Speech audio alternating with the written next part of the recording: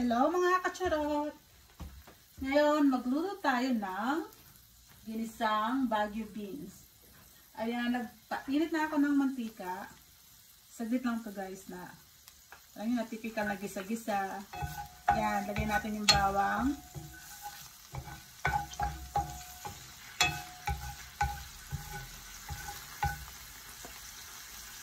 Bawang, yung sibuyas.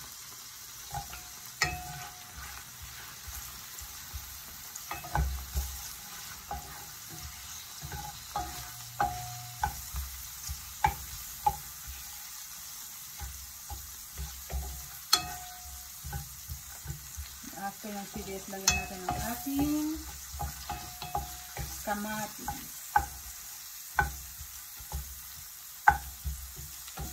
Yan. Ito ang aking lunch for today. Actually, late lunch na kasi tanghali na rin ako na almusal. After natin ilagay yung ating sibuyas, lagay natin yung ating kamatis.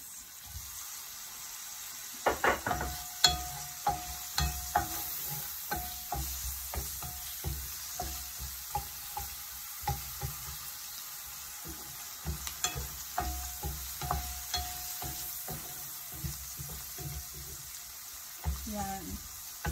Ginisang Baguio beans. Ang ihalo ko rito ay giniling na minced beef.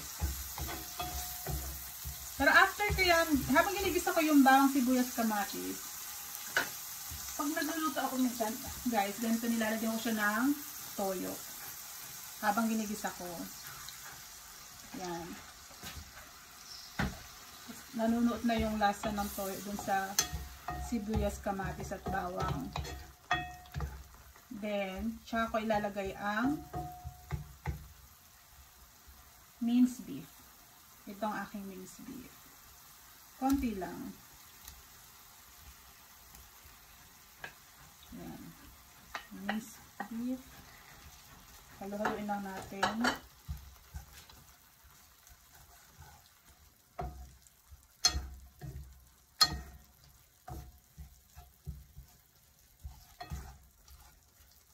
Yan yung lasa ng ginisang sibuyas bawang at saka kamatis na may toyo. Yan, nanunuot na sa beef natin. So yung beef, may lasa na siya. Yan, igisa lang natin yung beef.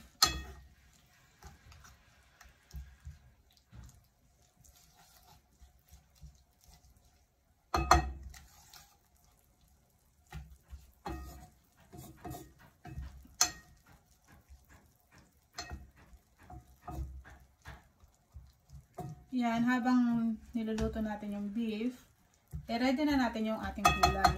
Yan.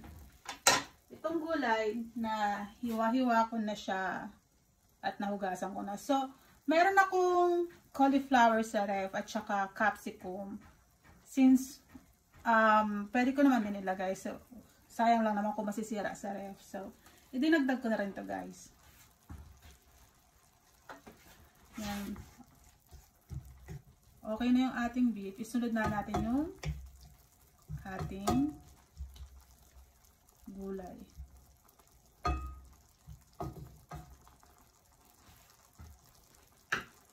Yan. Unahin natin yung Baguio beans. Since yung Baguio beans naman ang mas matagal maluto.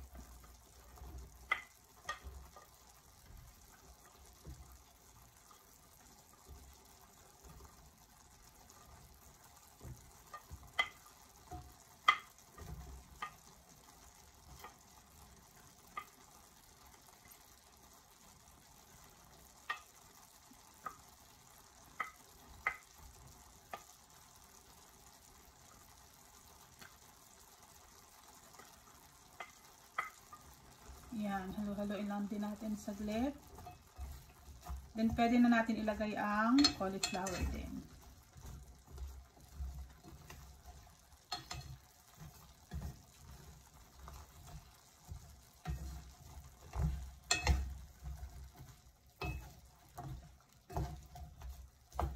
after ng beans, ilagay natin yung cauliflower.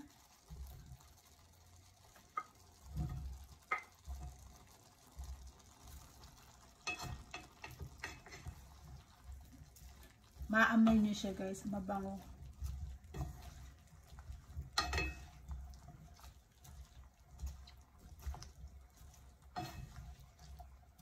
Then after ko ilagay yung cauliflower, ilalagay ko na itong bell pepper o capsicum ang tawag nila dito sa Australia. Ito ay kulay dilaw na capsicum. Di ba merong red, merong green. Ito parang yellow na may green. Haluin natin.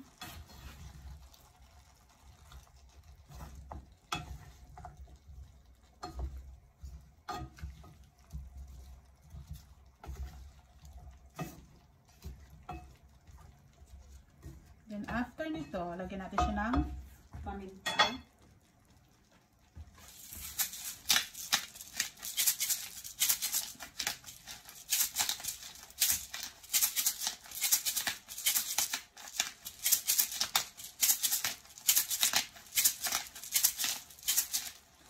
At asin, salt to taste. Don't forget guys, meron tayo nilagay na toyo kanina, kaya nasa panlasa nyo na lang yan. Then haluin natin. Mapapansin nyo guys, di na ako maglalagay dito ng tubig kasi yung beef nagtubig din naman at saka yung mga gulay magtutubig din yan. So after nito, takpan lang natin siya, then hayaan natin siyang kumulo hanggang sa maluto yung beans at cauliflower. Then ready na siya. Ayan. Takpan lang natin.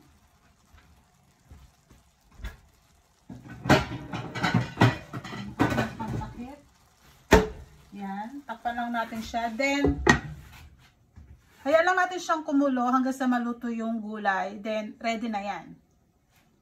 See you later. Hi guys! Ayan. Luto na ang ating lunch.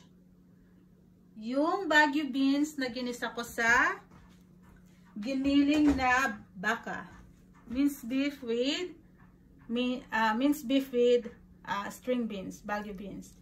Yan. Yan na siya guys. Diba hindi ko siya nilagyan ng tubig, kusa lang siyang nagkatas. Mausok. Yes. Okay. Look. Yum. Ang bango. So, as usual, meron akong bahaw dito. Ito ang ating bahaw. At lagyan natin siya ng ating ulam for today. Yan. Cauliflower. Capsicum. Diba? Konting karne lang, tas maraming gulay. Yan. Lunch tayo guys. Medyo late na yung aking lunch kasi late na ako na nagising at late na rin ako na almusal. Yan. Let's try. So, kain tayo guys.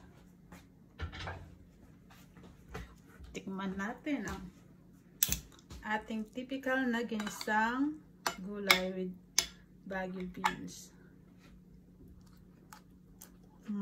Yum. Malinamnam siya guys.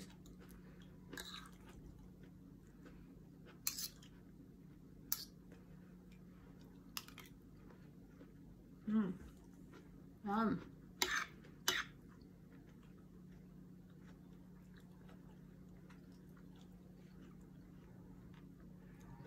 Malinam naman yung string beans, yung capsicum, kaya yung cauliflower.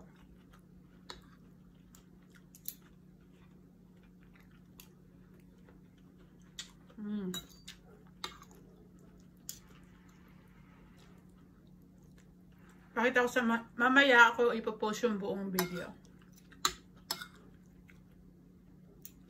Yummy. Kain tayo guys. Yum. Simpleng pag-isa lang to ng gulay sa giniling na baka sa minced beef. So, napakadali lang lutuin. Yummy.